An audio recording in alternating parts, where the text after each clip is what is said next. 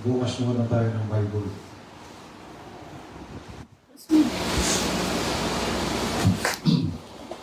Deuteronomy, verse 29. Yan po ang sinasabi sa 29. The sacred things belong unto the Lord our God. But those things which are revealed belong unto us and to our children forever, that we may do all the words of this law. Ang mga bagay na lihim ay nauukol sa Panginoon nating Diyos. Ngunit ang mga bagay na hayag ay nauukol sa atin at sa ating mga anak magpakailanman upang ating magawa ang lahat ng mga salita ng kautusan nito. So, kung titingnan niyo po itong salitang the secret things. So, kasi po yung intelligence ng Diyos, mahirap po ito arupin kung hindi sa iyo ihahayag. Amen. So, kaya sino ang nakakaalam na dyan sa kalawakan na yan? Hindi natin alam kung ano meron pa dyan. Amen. Kasi kung dito nakagawa si Lord ng mundo, ano kaya dyan sa ibang lugar? Hindi natin alam kasi may mga sekreto si Lord na hindi niya na pinapaalam. Amen. May mga bagay lang siya pinapaalam sa ganito. Ano yun? Ngunit ang mga bagay na hayag, ayan, yung hayag lang sa atin, nauukol sa atin at sa ating mga anak, magpakailanman. Yung mga hayag, ipinahayag ito sa atin ng Diyos sapagkat sabi niya, upang ating magawa. So, ibig sabihin, ang mga inihahayag lang ni Lord sa atin, yung magagawa natin. Yung mga bagay na hindi natin kaya gawin, hindi niya na ito pinapaalam. Mananatili ng sekreto yun. So, at hindi po natin masusukat, hindi lang po sa dictionary yung salitang intelligence. Ito yung katalinuhan. Kasi doon po sa 7th dimension, doon po ang nagpasuklay. Kung titignan po natin, ang pagkalikha sa tao is more than 6,000 years pa lang. Pero, ang pagkalikha niya sa universe, milyon na po yan na years. So, ngayon, may mga ginawa si Lord na hindi po natin talaga malalaman. Amen. At siya lang ang nakakaalam dahil mamaya po talakayin natin yung kapunuan ng Diyos. Okay? So yung lahat ng katalinuhan nasa Diyos, lahat ng kaalaman nasa Diyos, at lahat ng karunungan, tayo limitado lang. Amen. Okay, kumbaga ang utak natin, ang liit natin eh. Hindi kaya ng utak natin ang maraming alam. Si Lord, eternity. Amen. So kaya marami siyang alam na hindi natin alam. Amen. At hindi niya na ipapaalam para hindi na tayo sumakit ang ulo. Okay. Ayaw, balik tayo dun sa propeta. Sabi po rito, fountain of all intelligence. Doon po ito sa God is His own interpreter. Sa paragraph 9 sabi niya, now, all we are today is the display of His attributes. Amen. So ang Kristiyano, kailangan makita sa atin yung attribute ni Lord. Mahayag dito sa lupa. So, ibig sabihin, yung karakter ng Panginoong Jesus, taglayin natin. Kumbaga, kaya nga noong minsan na ituro ko, ang kalagayan ng Kristiyano is para siyang maniking na nasa loob ng iskaparate na lahat ng dumadaan napapalingon. Amen. Tinitingnan yung manikin na yun na nagagandahan sila. So tayo, nakatingin po sa atin ang tao. At sila ang magsasabi kung totoo ka o hindi. Hello, kaya nga, ay nakakalungkot kung may isa kang born again, pero ang sinasabi nila sa iyo masama. Bakit? Kasi yun ang nakikita nila sa iyo. Tayo sa dirito ay all we are today is the display of His attributes.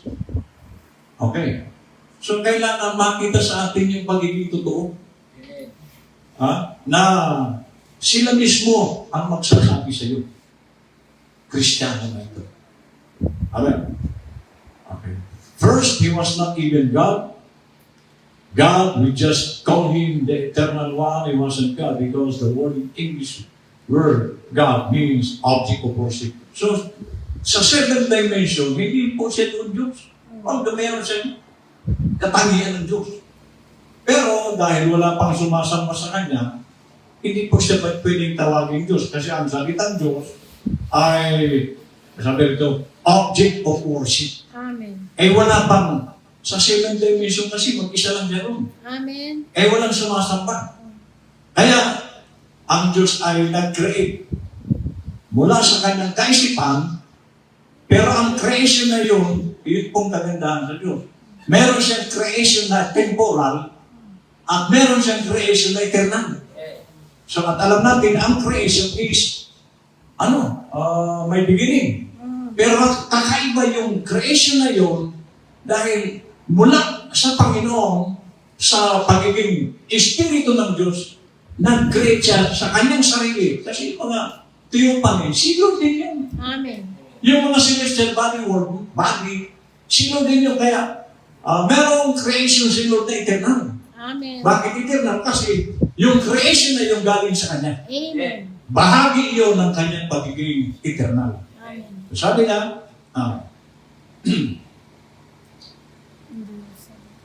and there was nothing to worship Him. So wala doon. Mag-isa lang siya sa seventh dimension. So, He was the eternal one, the main fountain of all intelligence. And in His fountain of all intelligence, there was not an atom. Dito lang po yun sa second dimension. Molecule or nothing. Light, nowhere. Star, moon, nothing else. So wala pa ito noon. Doon sa seventh dimension, meron na. Pero itong universe, wala pa yan. God, what we know as God, the Greek Spirit that was eternal, never did begin. Sino po ang pwedeng gumaya niyan? Walang pasimula. Isa lang ang makakagawa niyan. Ang tunay na Diyos. Amen. Sabi niya, never did end. He was there, and in Him was attributes. Sa second dimension, nandoon na, bagamat hindi po siya tinatawag na Diyos, pero punong-puno siya ng attributes o katangian. Amen. It was attributes to be God, then His attributes to be a Father, attributes to be a Son, attributes. So, ang Diyos, meron siyang attribute bilang Ama. Amen. Bilang Anak. Okay. Bilang tagapagligtas, attributes to be a healer. Lahat yung katangian yan. All these attributes was in Him. Amen. So lahat ng katangian doon sa taga-seventh dimension na Diyos, taglay na yan. Amen. At kailangan mag-manifesto ito. Yes. So anong ginawa ni Lord? Nagpasimula siya ng drama sa Eden bilang Father. Amen. Sa Old Testament, bilang Father. At dahil siya may attribute ng Father, kailangan may anak. At ginampanan niya rin. Kung paano niya ginampanan ang Father, ginampanan din ang pagiging anak. Amen. So lahat yun. At ginampanan niya kasi doon sa seventh dimension, mayroon siyang attribute ng healer, Savior. Amen. Pero paano ito mangyayari? Yes. Kung mag-isa lang siya doon. At paano itong mangyayari kung wala namang nagkasala? Paano mangyayari healer siya kung wala namang nagkasakit? Amen. So para mangyari itong attributes na ito, bilang Savior, inalaw niyang bumagsak yung magkasama. Yes, amen. So tayo, paano natin magiging Savior si Lord kung wala naman tayong kasalanan? Amen. So kaya lahat tayo, nahulog lahat Amen. sa kasalanan para yung attribute ni Lord na bilang Savior, maranasan natin. Amen. Yan po ang Diyos. So hindi naman pwedeng hindi tayo magkasala kasi paano kayo liligtas? Halimbawa, hindi ka naman nagkakasala ka mo. O kailangan ko si Lord. Kaya natin siya kailangan bilang Savior kasi alam natin na bagsak din tayo. Amen. Sabi niya, all these attributes was in Him. And now, these things that has unfolded since then are just His attributes being made manifest. So lahat ng attributes ni Lord, Father, Son, Holy Ghost, Healer, Savior, lahat. Taglay ito ng nag-iisang Diyos. Amen. Kaya, ano ba ang problema mo na hindi kaya ni Lord? Amen. Amen. Eh, nandun sa kanya lahat ng attribute. Sabi niya, a testimony of the true witness. Sabi niya ito. 90. And it goes to show that it was made by a great supreme. Pag sinabing great supreme, sino to? Intelligence to serve a purpose. So merong dahilan. Yung kanyang pasimula doon sa seventh dimension, may dahilan ito. May dahilan yung attribute siya. Kung bakit meron siya noon, meron itong malaking dahilan. It's here for a purpose. God did not have to make trees like that.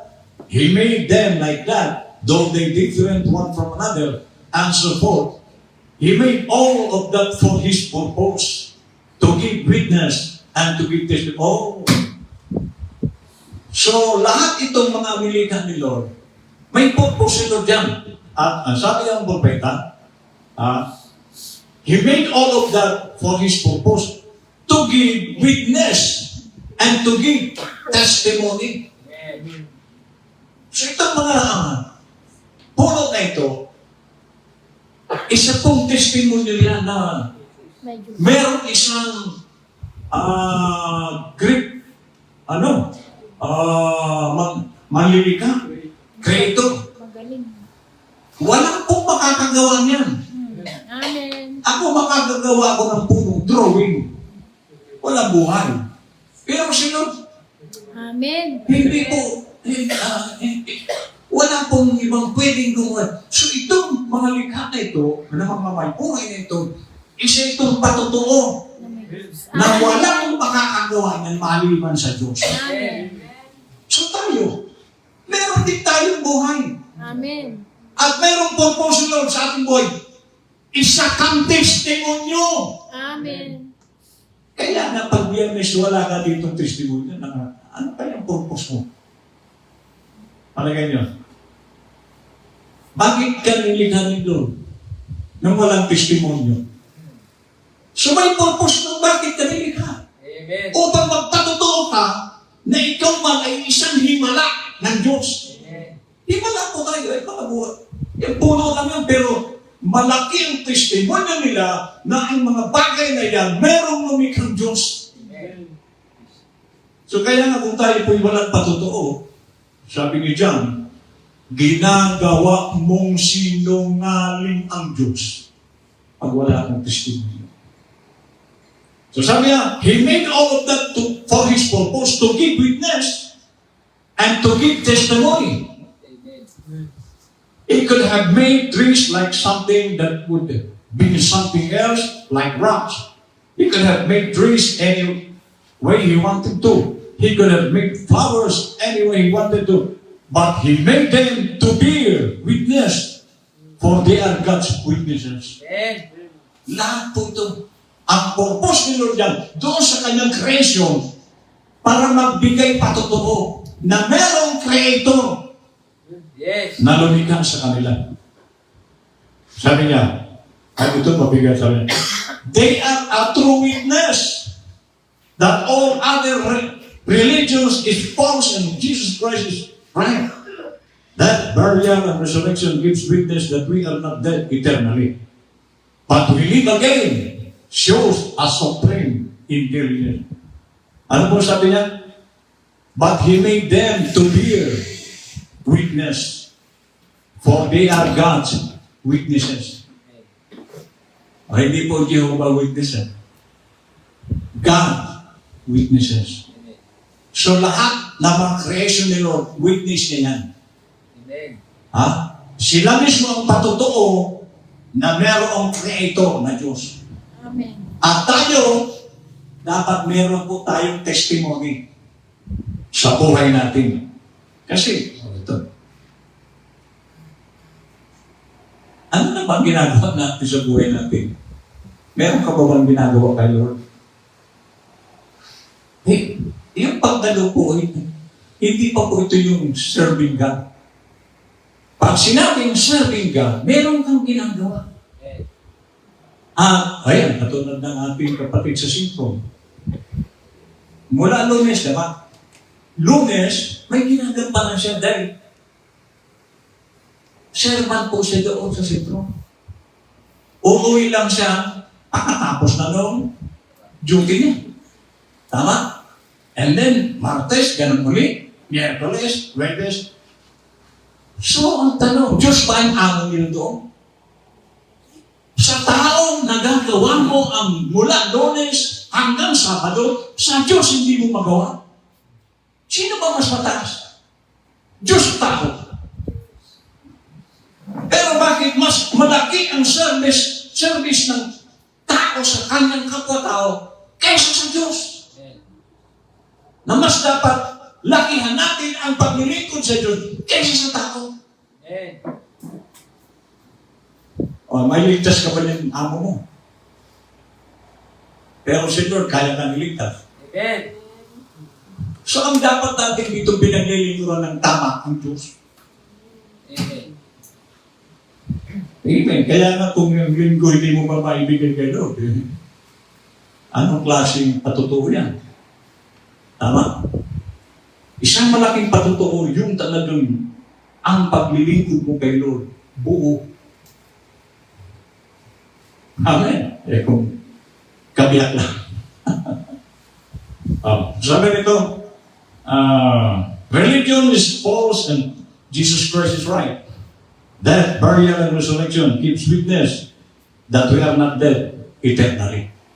So yung kamatayan, pagkalibing, at kabuhay na muli, iyan po ang nagpatotoo na hindi patay ang Panginoon. Amen. Amen. Testimony of a true believers, a witness. 91. Ang kasunod po ito. But we might speak again and not to pattern ourselves. This is the tabernacle where we have our own teachings and our doctrines, and this is the place where I can teach what I think is right.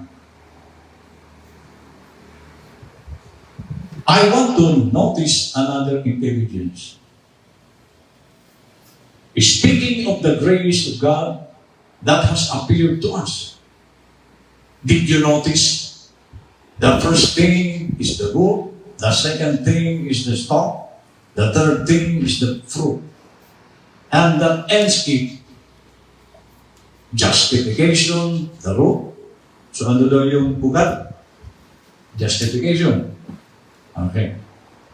Sanctification, the stalk, and the fruit, original sin. And that's Martin Luther, John Wesley, and the baptism of the Holy Spirit. Si Brother Manaputo. Justification, sanctification, and the baptism of the Holy Ghost. That gives testimony to our view on the Scripture. So kung ano po ninyo yung araw natin sa Bicol, ano pamagat ng team doon? The fulfilling of ano? The prophecy. Sabi ko nga kanina rin ng Brother Philip, tingnan nyo sa scripture kung nandiyan ka. At kung nakita mo, kasi marami namang hindi niya nakikita ang sarili niya sa Bible. Basta lang dumadala. So tingnan mo ang saan ka niya sa scripture. At kapag nakita mo kung saan ka niya, ipulfill mo. Hindi yung taga-upo lang. Kailangan makita mo, ma-fulfill mo kung anong scripture nandiyan ka. Ikaw ba si Daniel? Prayerful ka. Okay. Kung si Daniel ang nakita mo sa sarili mo, magiging prayerful ka. Saan ka ba sa Bible? Kasi hanggat hindi mo nakikita ang sarili mo sa Bible, wala kang magagawa. Mananatili kang upo. Upo. Kasi hindi mo nakikita ang dapat mong ipulfill sa Scripture. Saan na doon? So ito, kaya nga, nung mga araw si Brother Branham, sabi niya, sa church niya, kung meron dito isang maliligtas, ako yun. Malakas ang loob niya, bakit? Sigurado siya, bakit? Pinufulfill niya ang kanyang scripture. Kung ano siya sa Bible. Ano siya? Siya yung Son of Man sa ating panahon. Ano yung Son of Man? Propeta. Amen. So, kaya, sabi niya, sigurado ako yun, ha? Nag-iisang ligtas na yun. Tayo ba kaya natin sabihin yun? Kung meron, sige, sabihin mo nga. Kung meron ditong ligtas na isa, ako yun, sige. Sigurado ka ba? Hello? Ay, paano kung ako yun? Wala ka na. Pero ang propeta, malakas ang niya sabihin, bakit? Sigurado siya, bakit? Pinupulfill niya kasi yung papel niya. Yan lang ang pwedeng magsabi na siguro ako yun. Yung napupulfill niya, yung kung saan siya scripture sa Bible. Kaya tanong ngayon, alam mo na ba ang papel mo? Alam mo kung saan ka sa scripture? Para mapulfill mo rin. Amen.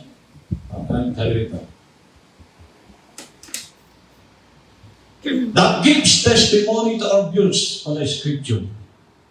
And I have a dozen things right here that I could say about that of different things that bears witness by looking at the natural things that testified by the Spirit. Spiritual things, justification, the role, sanctification, the start and baptism of the Holy Spirit, the fruit that comes forth from the results of root and stock. That root came from a seed. The seed was like what went in the ground. It's back again. So, ito mga bagay, kasi ang tinutukoy dito ng propeta, yung recycle. Halimbawa, puno ng mangga. Ito, malaki itong mangga dito. Pero, tanong, yan ganyang kalaki, yung mangga dito, malaki yan.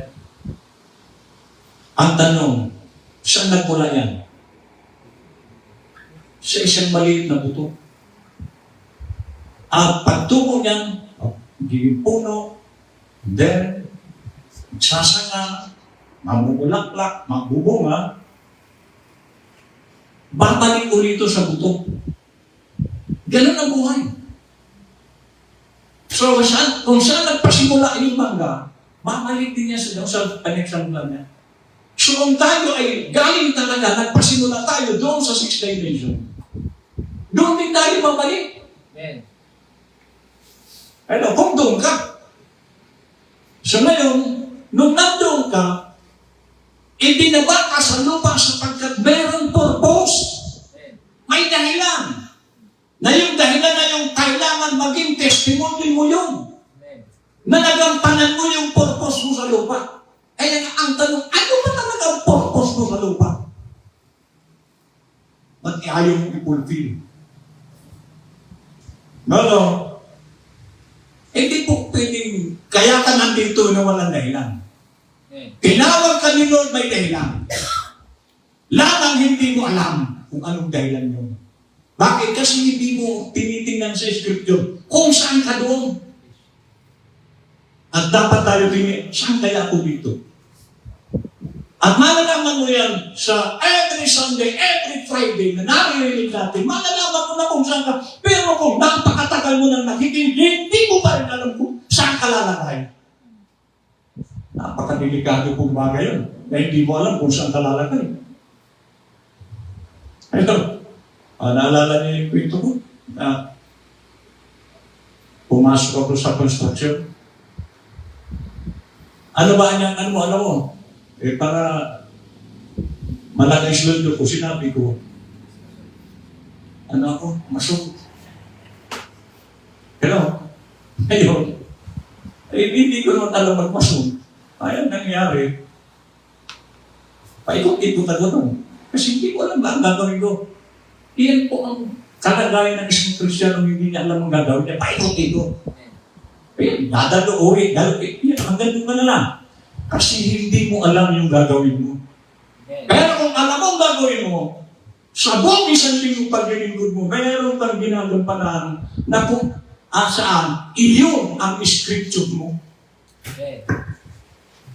Pero wala kang ginagawa, kasi hindi mo alam kung saan ka lalagay.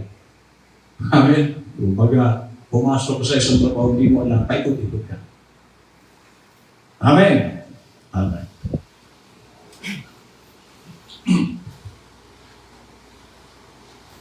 Paragraph 96. Oh, to the eternal God and to His testimonies, plural. If we could only look around, you see God on every hand, watching Him testify daily. How do we willfully, ignorantly stumble over those things? That simplicity. Why? Every tree preaches to us. Mabuti pa pala ito po nga. So yan, hindi man nagsasalita yan, pero nagpapahiwatig sila, mayroon buliga sa akin na mabuting Diyos. Ginawa niya akong magandang klaseng puno, nakapagbibigay ako ng bunga sa tao. Yan mga testimony nila. At nakita natin ng last na si Lord, pag hindi ka nakitaan ng bunga, puputulin ka. At sabi ni Lord, mula ngayon, hindi ka na magbubunga. At iyan po ang kalagayan ng maraming Kristiyano, wala na silang bunga, walang nagagawa. Bakit? Sapagkat sabi ni Lord, doon sa mga hindi nagbubunga, sabi ni Lord, mula ngayon, hindi ka na magbubunga. Ay, sana hindi pa tayo nakarating doon sa hindi na magbubunga. Ibig sabihin, kakayaan ka na lang ni Lord, kanya na lang ang buhay mo. Bakit? Kasi nakita ni Lord, hindi ka naman talaga nagbubunga. Si Lord po, hinahanapan tayo ng bunga. Anong klaseng bunga? Bagang bunga natin, bungang araw. Amen. So, ang hinahanap ni Lord, yung tamang karakter, yung tamang paglilingkod sa Panginoon. Every flower preaches to us. Every garden preaches to Him. The whole world is a preaching to us. God is God. And we see His glory, and yet we so willfully stumble over it and exchange these things and cast our eyes from such things and our imagination to vain things of God. So, tayo, mas binibigyan pa natin ng focus yung mundo. Yung mga bagay na walang kabuluhan. Pero pagdating na doon sa pinaka-importante, ang Diyos, hindi natin may focus ang sarili natin. Mas malaki ang focus natin sa mga mundo. Kaya nga marami pong mabagsak. Kaya tama sabi ng propeta, kunti lang talaga maliligtas. Sino ng pastor? Yung totoo. Kasi hindi po natin makukuha si Lord sa bait-bait lang. Makukuha mo si Lord kung tama ang paglilingkod mo sa Kanya, tama ang karakter mo, tama ang ginagawa mo para kay Lord. Amen. Sabi mo. And exchange these things and cast our eyes from such things and our imagination to vain things of the world to satisfy the lust that lives by the Spirit that we let dominate our lives. So, mas ibinabaling natin ang ating mga kaisipan, sarili natin sa mga bagay na hindi naman dapat. How we ought to get rid of that spirit and get the Spirit of God. All nature, all everywhere, testifies the heavens, the skies, so many things. I sitting in my study yesterday about that now. I won't have time to go to it. But you can just look around to anything that God created gives testimony to His glory. Anything, any creation of God gives testimony to God and for His purpose. So nakita niyo, lahat nagbibigay ng testimony. At tayo, dapat meron din tayong patutuo. Natala lang tayo mga tunay na lingkod niya. Ipakita natin, totoo tayong mga lingkod. What does it speak of? A supreme intelligence. It wasn't those men. Those men were just men like you and I. But they were inspired by a supreme being which was giving testimony that we in this generation. So, ang tao, tulad po nila Pedro, sina Moses, Elijah, ordinary yung mga tao lang sila. Pero dahil sila ay kinikilos ng Holy Ghost, nagagawa nilang gampanan ang kanilang purpose. So, ibig sabihin, ang makakagawa lang ng purpose niya, yung kinikilos ng Holy Ghost. So, kung hindi ka kikilosin ng Holy Ghost, mahirap mo ito gawin. Amen. So, manapa, puro pasaway ang gagawin mo. Hello?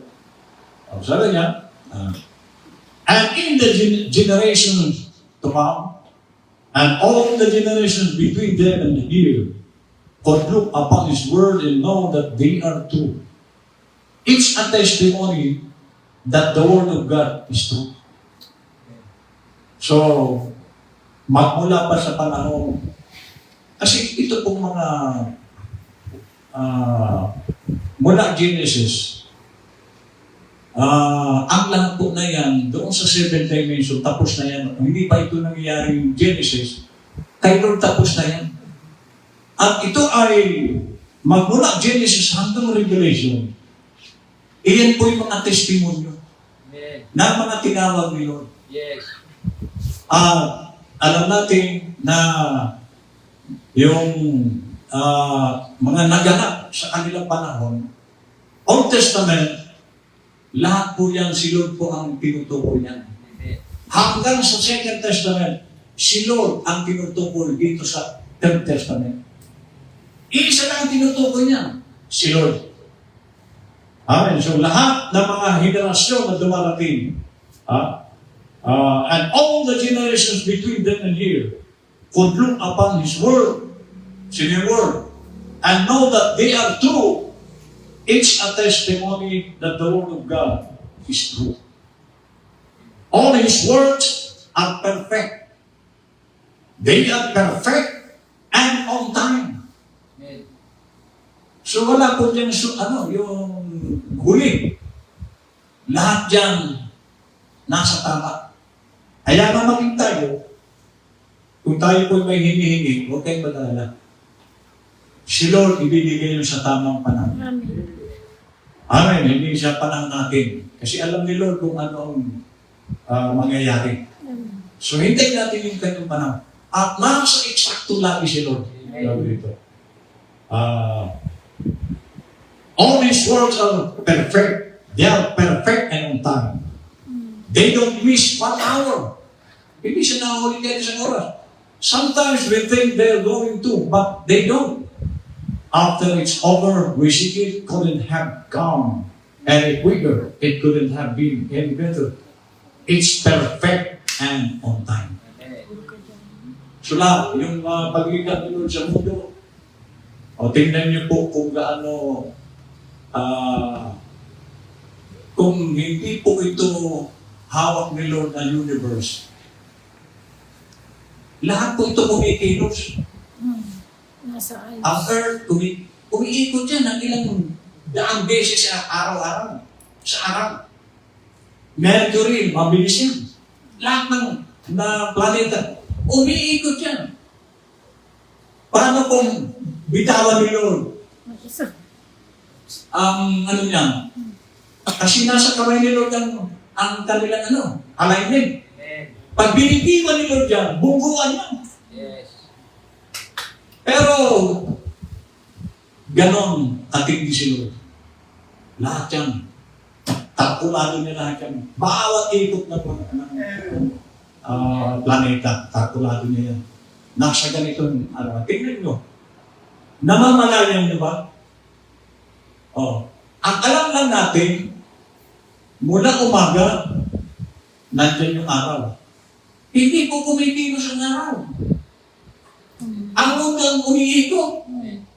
Ilang daan ikot yan, pero namamalayan ba natin kung ilang? Ang alam natin, alas 5 ng umaga, mag-aano sa kanluran ng alas 6. Yun lang ang alam natin. But, ang totoo niyan, hindi naman kumikilos ang araw. Steady po yan. Pero, tayo po, ang mundo ang kumikilos. Ang tingin natin, ang araw ang kumikilos. No. Amen. Sino makakagawa niyan? Si Lord na. Amen. Ganon katindi ang Diyos. Itong mundo. Kaya, ito utak natin, maliit lang ito. Kumpara doon sa intelihensya ng Diyos. Amen. Amen. Kaya nga, sabi nga ng, namumroblema ka? Ang Diyos ang laki-laki. Gano'ng kalaki, Pastor? Yun, tumingalak ka sa langit. Iyang langit, walang dulo. Kahit ilang daang taong ka magbiyahe, hindi mo maaabot ang dulo niya. Bakit? Eternal po, eternity yan. Ganyan kalaki ang Diyos. Pagkatapos ang problema mo, ang liit-liit, na problema na. Ang laki ng tagalutas. Amen. Ano? Ang laki-laki ng Diyos. Amen. Ang liit ng problema mo, nag-aalala ka. Amen. So kaya nga, ang isang tao may pananampalataya, hindi ko nilaalala. Dahil alam niya, ang laki-laki ng Diyos. Amen. Gano'ng kalaki, Pastor? Isipin ko itong mundo hawak niya. Hawak ang kanyang espiritu ito. Kaya hindi yan nagbubungguan. Amen. Victory Day. It never gives the inward man a chance to operate. Now, we are a triune being, soul, body, and spirit. Now, but when the natural mind, the two spiritual forces that works in you is your mind and your spirit. Amen. Ano daw yung dalawang puwersa? Your mind and your spirit. Now, the natural mind that's highly polished will try to achieve something by his intelligence. Human intelligence. Okay. And when he does that, the very thing, when he does that, he throws himself away from the spiritual man that's in him. So kung ang sarili mong intelihensya, sarili mong kaisipan, ang gagamitin mo, malalayo ka doon sa inward man mo, Amen. yung tiyupanin mo. So, bakit kasi hindi sumasang-ayon yung sarili mong kaisipan doon sa Diyos Amen. na nasa sa'yo. Kaya marami pang nabibigo kasi, kaisipan niya ang ginagamit niya, so hindi makakilos yung tiyupan eh. Amen. Sabi niya, and then what causes the trouble? Right there. See, he tries to make it out in himself. So may sarili siyang desisyon eh. Ang ibig sabihin ng propeta, yung desisyon mo, isilong mo yan sa inward man. Hindi doon sa kaisipan mo. Now, but if God mean for us to run His church by denominationals or by creeds, then only thing we need is the intelligence of a man. Kung patatakbuhin mo ng church sa credo, ang mangyayari na, intelligence ng tao ang gagamitin mo. Smarter the man, better the church, but that was not God's program. So, ang intelligence ng tao, magandang simbahan, may Bible school, maganda yung choir nila, ang ganda lahat. Pero kung kaisipan ng tao yan, hindi matutuwa si Lord. Amen. So, okay, sabi niya, God's program was for the Holy Ghost to run the church. So, sino daw dapat magpatakbo ng church? Holy Ghost. The Holy Ghost was given for the church, and we can have two faculties running the church at the same time. Hindi pwede tao at Holy Ghost. If man runs it, the Holy Ghost goes up. Ayun. So kaya yan po nangyari sa mga churches na hindi Holy Ghost, kundi patakbo ng tao. Wala tayong gusto. Ayaw na Lord na may kaagaw. Ang nais ni Lord, kung patatakbo ng church, siya ang masunod. Hindi ang tao. Ngayon, kapag tao nang masusunod dyan, may mga programa kang pantao na hindi po ito magugustuhan ng Diyos. So, ibig sabihin, kung sa Diyos ka, patakbuhin mo ang church kung ano ang kalooban ng Diyos. Hindi yung kalooban natin. Amen. If man runs it, the Holy Ghost goes out. If the Holy Ghost runs it, usually the man goes out. Ayun. So, wag ikaw magpapatakbo. Ipakbayan mo kay Lord. Kung ano ang panuntunan ng Biblia, doon ka pumasok. So it's just one or the other. So we must come to this conclusion that God intends the Holy Spirit to run the church. Now I don't mean just the Spirit gets up and preaches, because the Holy Spirit sets people in the church for certain. So, parang ang ibig sabihin nyo, hindi naman nangangahulugan kasi kung kailan mo ito siya ang magpapatakbo, alam na naman si Lord ang mag-preach dito. O, Holy Ghost, tuwing linggo siya mag-preach dito, makamagtakbuhan tayo. Ang ginagamit niya tao, na sumusunod sa salita ng Diyos. Amen. So we must come to this conclusion that God intends the Holy Spirit to run the church. Now I don't mean just the Spirit gets up and preaches with. Hindi niya gagawin niya. Because the Holy Spirit sets people in the church. So, fivefold ministry. Prophet, apostle, evangelist, teacher, and pastor. So, mayroon pong, fivefold. See, down through the age, we started off from the foundation, from the first church age, where the seed went in the ground. The complete seed, then it come out through the feet, Luther came back out, then through his leg, then into Pentecost of the tongue and black ribs. Now it's in the eyes, prophetic of Malachi 4 and so forth. And now, there's nothing else left for it to come. But him himself to step into that, also that's the last thing there is. The next is the intelligence, and we have intelligence of our own. It's his. So, wala po tayo dito kanaring talinoan. Lahat ito kay Lord. We have no sight of our own. How can a man foresee those things? He can do it. It's God himself. See, it's becoming to a place and it's governed the body all the way through. Then the complete body of Christ is revealed and the form of a bride that was taken out of his head. Last. I'm sorry for you.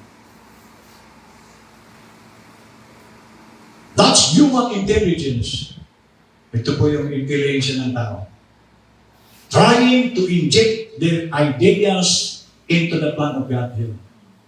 So, ito po ang ginagawa ng marami. Lalo na sa denomination.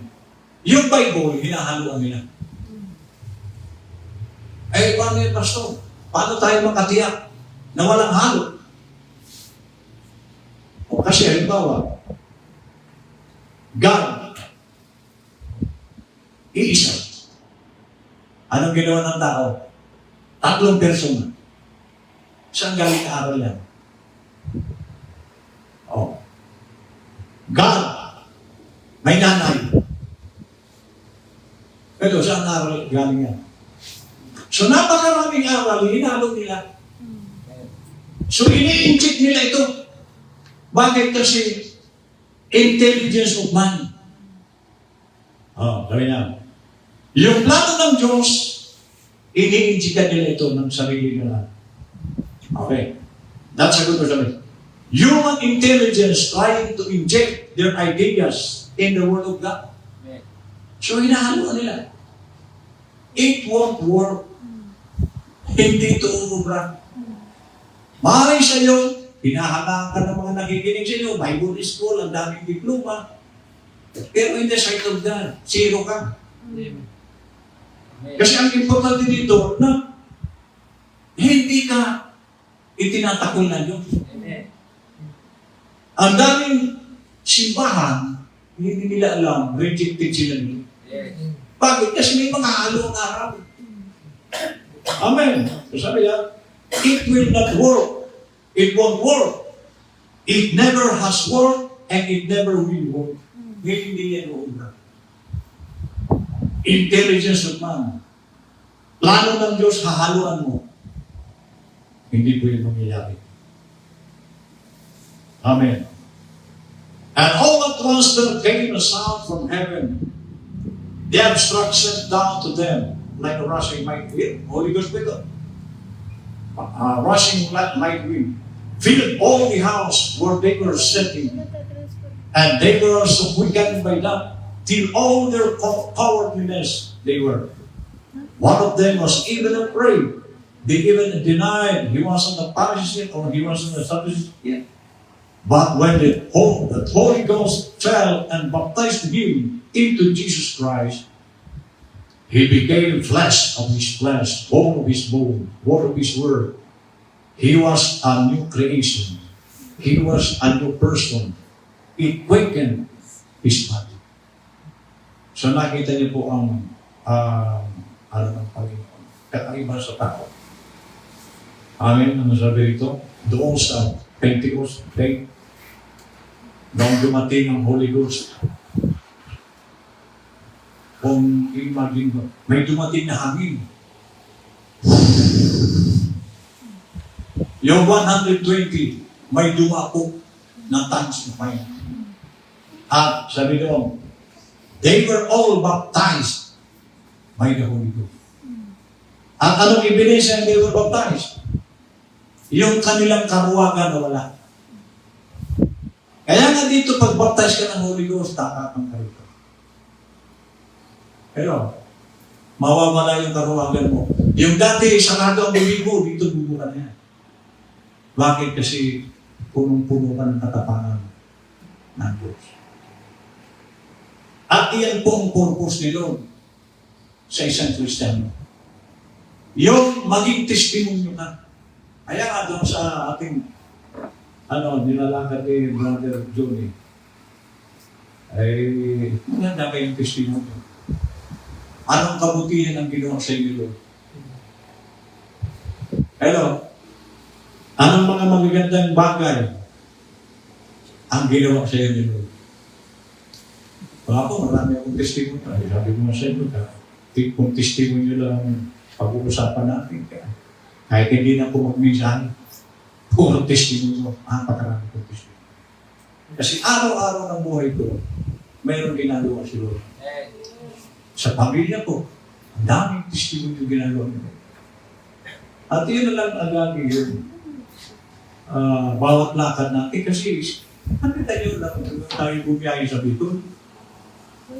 Ay yung driver natin, 120 ang takbo. Ngayon lang ako nakasakay ng panagano ng bilis. Ang tingin ko sa mga poste, simenteryo na. Dikit-dikit na. Pero tingnan ko, Talong. nakarating tayo doon hanggang uwi mismo. Bakit? Nasa laban tayo. Meron tayong ginampanan na purpose ni Lord. Kaya si Lord, hanggat ginagamit ka ni Lord, tandaan mo po yan. Sinabi ng problema, hanggat nasa duty ka, ingatan tayo. Amen. Kaya na, may balak ko akong pumayo dyan sa China. Sino sasama na sa China? Sabi ko lang doon. Kasama ko. Ayaw natin doon si Xi Jinping. Ayaw ko si Jinping. Ng China. Pati yung sa Korea. North Korea. Pero kasi meron tayong patutoo. May huwag ka lang sasama kung wala ka rin patutoo. Tulad dito, krusadang pinaplansya namin ni Brother Joey. Kung sasama ka roon, meron kang patutoo. Amen. Yung mga taong makikinig sa atin, doon sila maakay.